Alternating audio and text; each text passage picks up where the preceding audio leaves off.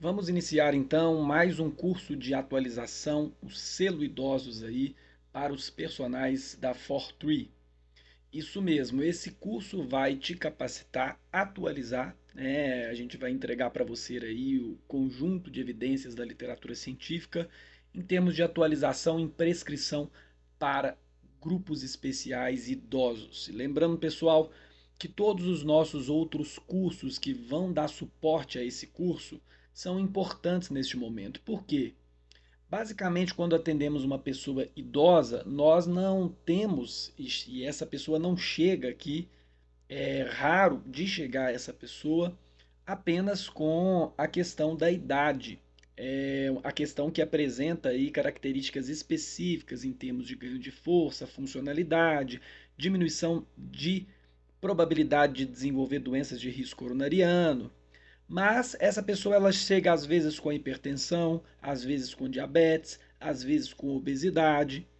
E todos os outros selos e cursos que nós damos, discutimos, problematizamos, apresentamos evidências, são fundamentais para a gente pensar um treino para idosos, porque essa faixa etária em específico, prescrever treino, um bom treino para idosos, aquele personal que sabe trabalhar com idosos, antes de tudo ele precisa ser um personal generalista, que sabe lidar com hipertensão, que sabe lidar com diabetes, que sabe lidar com cardiopatia, que sabe lidar com questões de artrose, osteoporose, enfim, depressão, porque é comum a solidão a partir dos 60 anos se acentua, né, a possibilidade de depressão.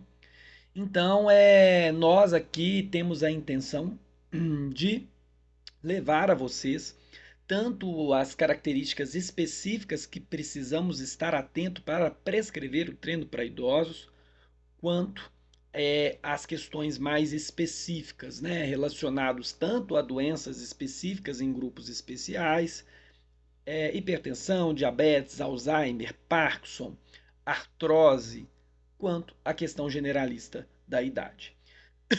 E falando sobre envelhecimento, pessoal, a gente tem que entender que envelhecer bem está ligado a um conceito que a gente traz aí na literatura científica de preservação de autonomia e independência.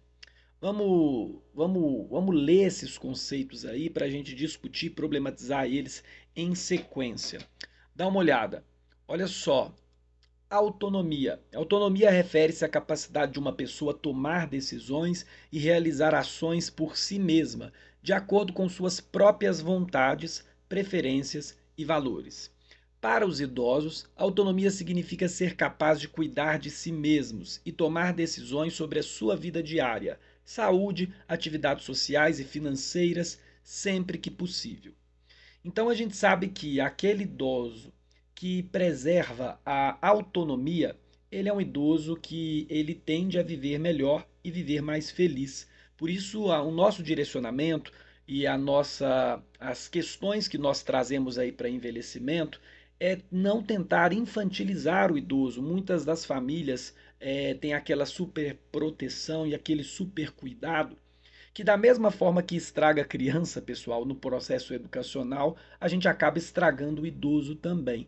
Porque ao retirar do idoso a sua capacidade de autonomia, às vezes de fazer as suas próprias contas, de fazer o ajuste mensal financeiro aí do controle da sua casa, ou até no trabalho, quando esse idoso ainda trabalha, e isso é muito positivo, nós precisamos elaborar estratégias para sempre proporcionar que essa pessoa ela tenha o máximo de autonomia.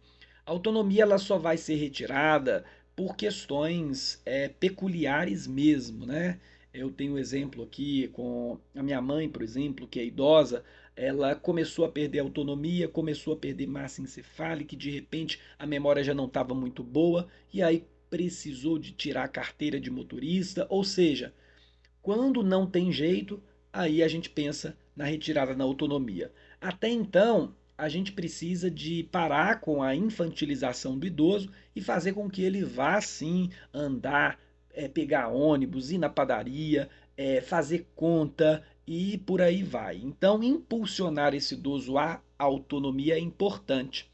E levando em consideração que esse idoso ele tem perda de massa encefálica, é sempre interessante a gente impulsionar esta pessoa, né, este idoso, que não perca a capacidade de aprender coisas novas. Porque quando ele aprende coisa nova, não, ah, a gente pensa muito na questão da cruzadinha, né? Fazer aquelas coisas de jornal.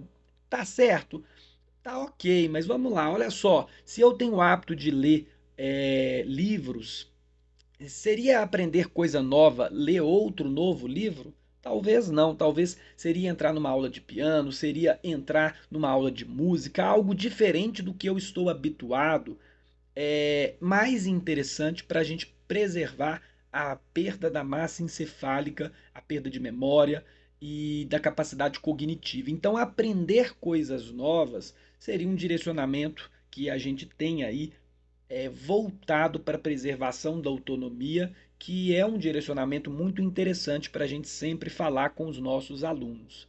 Então, seja ativo do ponto de vista físico, que isso aí é da nossa responsabilidade impulsioná-los, mas não só isso, do ponto de vista cognitivo e tendo em vista a preservação da autonomia.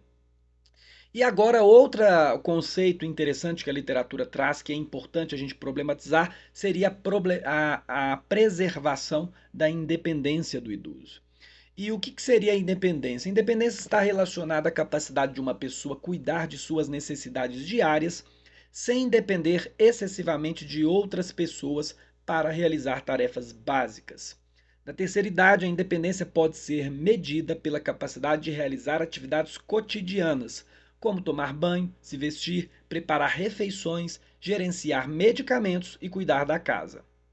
Manter a independência é fundamental para a autoestima e qualidade de vida dos idosos. Quando eles conseguem realizar suas atividades diárias sem ajuda constante, isso contribui para uma sensação de realização e bem-estar. Então, quando a gente fala em independência, a gente está pensando aí um pouco diferente, né? Tem correlação, mas vamos tentar dividir os conceitos. Um pouco diferente da autonomia, a gente leva no conceito de independência prioritariamente questões físicas, subir e descer escada, levantar e sentar do sofá, levantar e sentar do vaso, a possibilidade de ir e vir sem a necessidade de ajuda de um terceiro. Então, quando o idoso ou ele começa a perder a sua autonomia ou ele começa a perder a sua independência, ele começa a ter um déficit de qualidade de vida. Isso significa que a vida e o envelhecimento ele começa a entrar num estado que não é o melhor estado possível, né? Ele já começa a ter aquele efeito deletério do envelhecimento, que é aquele efeito negativo do envelhecimento. E não adianta a gente camuflar, a gente fingir que a idade do idoso é a melhor idade, aquele discurso fofo do idoso, né? Que a gente tem aquela romantização que estamos entrando na melhor idade, porque não é. A fase de idoso, pessoal, chegar aos 60 e começar a ter perdas cognitivas, perdas fisiológicas, perdas musculares, além de características emocionais, né? Eu tenho vários amigos e de repente um amigo faleceu, outro amigo faleceu, os meus filhos já não moram comigo, tem muitos idosos que já perdeu o marido ou perdeu a mulher e moram sozinhos. Então, todas essas questões faz com que a gente problematizar essa idade como a melhor idade seja uma hipocrisia. E isso não ajuda quando a gente vai trabalhar com idosos, a gente ficar camuflando e fingindo que está tudo bem. Então é muito comum ao treinar idosos você escutar o tempo todo sobre reclamações de dores, sobre reclamações de tristeza, sobre reclamações em relação a inúmeros fatores. É, Vou excessivamente ao médico, aparece toda hora uma doença ali ou acolá. Então é muito comum a gente, ao treinar idosos, ter saber ouvir, saber escutar e ter essa condição como algo cotidiano do nosso treinamento. Então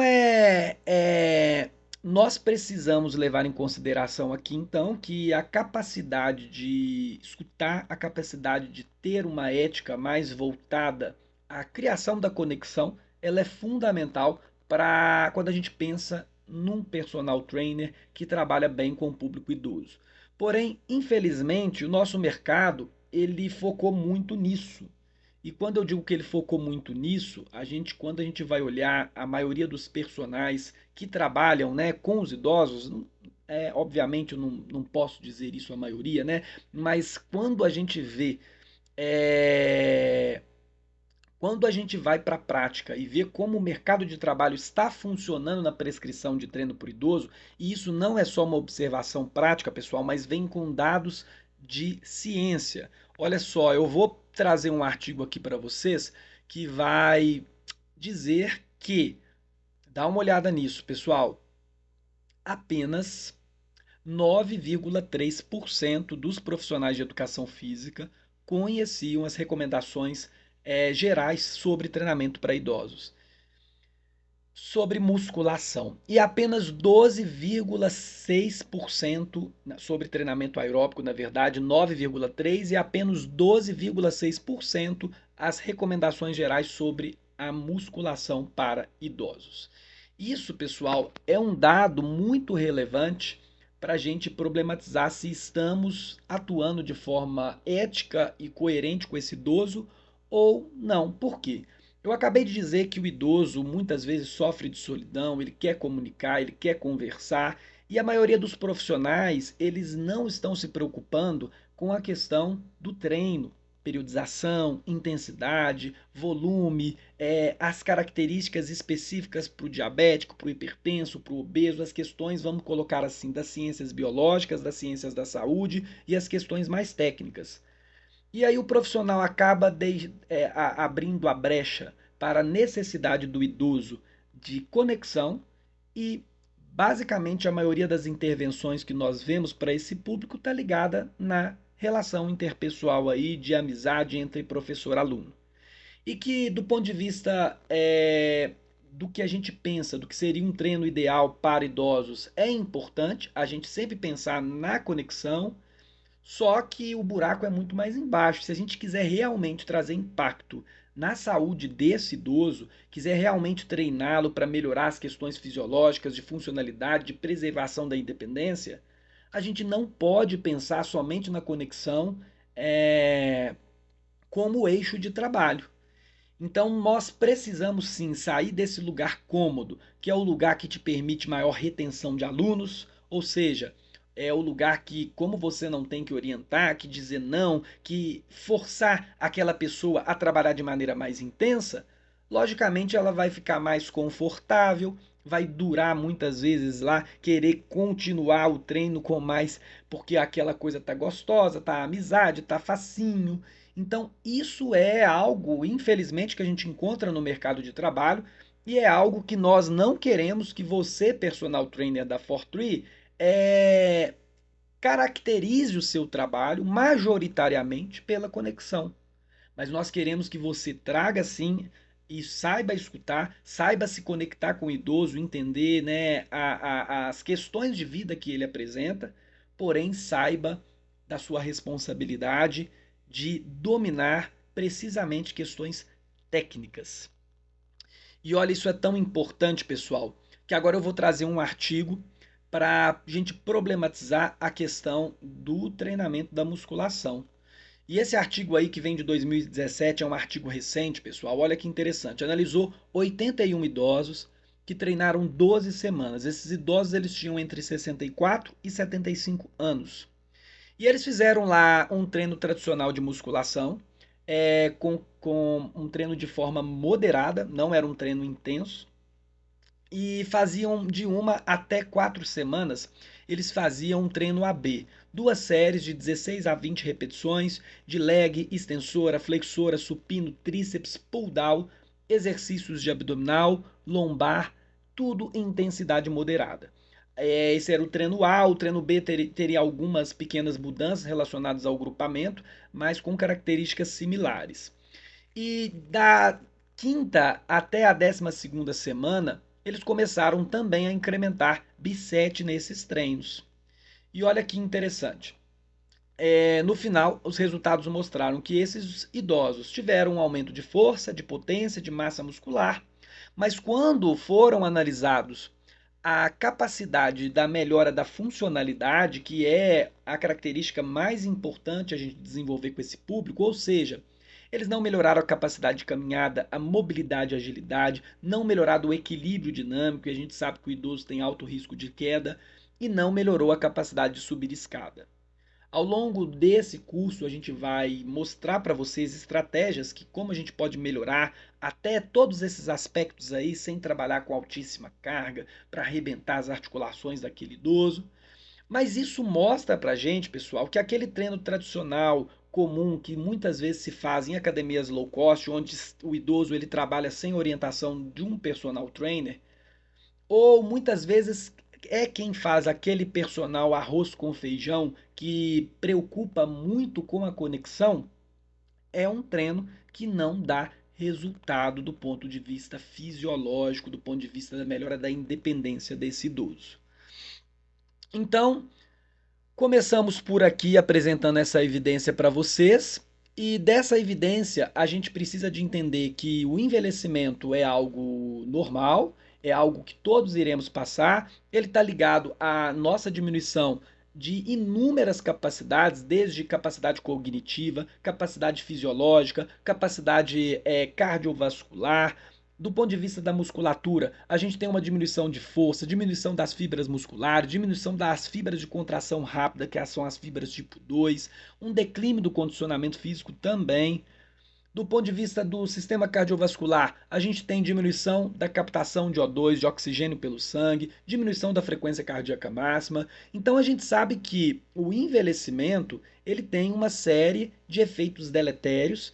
E olha que interessante, quando a gente fala em sarcopenia, que está ligada à perda de massa muscular, mas nem toda perda de massa muscular é sarcopenia, pessoal. Mas é um dado interessante que, olha só, a gente tem uma perda de cerca de 24% de massa muscular entre 40 a 70 anos. É como se fosse 8% por década. E 15% da perda a gente perde de massa muscular a partir dos 70 anos de idade. A mulher, então, quando entra na menopausa, apresenta uma perda ainda maior. Então, esses dados do envelhecimento, junto com, a gente pode dizer aí, o processo de arteriosclerose, que é o enrijecimento das paredes das veias e das artérias, que aumenta a probabilidade aí de ser hipertenso e também de ter qualquer mal súbito, AVC, infarto, faz com que o nosso trabalho do ponto de vista físico, ele seja essencial para a gente preservar a independência, para a gente diminuir a probabilidade de mortalidade desse idoso, e isso faz com que a gente repense um pouco de como estamos atuando com os idosos no mercado. Muito voltado para a conexão, treinos fofos, treinos moderados, treinos que realmente não impactam na funcionalidade. E obviamente ninguém está falando aqui para descer carga, colocar intensidade todo mundo sem ira nem beira, mas que treino é individual. Então nós precisamos checar todos os fatores de saúde relacionados aos idosos, pressão arterial, glicose, fazer todos os testes de funcionalidade, teste de levantar e sentar, teste de flexão de braço, teste de mobilidade, teste de equilíbrio e também condicionamento físico, para a gente prescrever de forma individual o que é preciso para aquela pessoa e não esquecer de periodizar o treino dela também e causar dificuldade do treino dela. Ou seja, nada de fazer aquele mesmo treino durante vários e vários meses, focando na conexão e não levando em consideração a real melhora do estado de saúde físico desse idoso, que vai promover a independência dele e a menor probabilidade de mortalidade. Então ficamos aí com essa aula inaugural e nas aulas posteriores nós vamos falar um pouco das recomendações gerais, como devemos treinar idosos de forma geral e depois tratar problemas específicos que são muito comuns nessa faixa etária, ok? Seja bem-vindo ao nosso curso de idosos e vamos pegar firme porque treino para idoso prescrever treino para idoso não é nada fácil e a gente precisa de estudar bastante.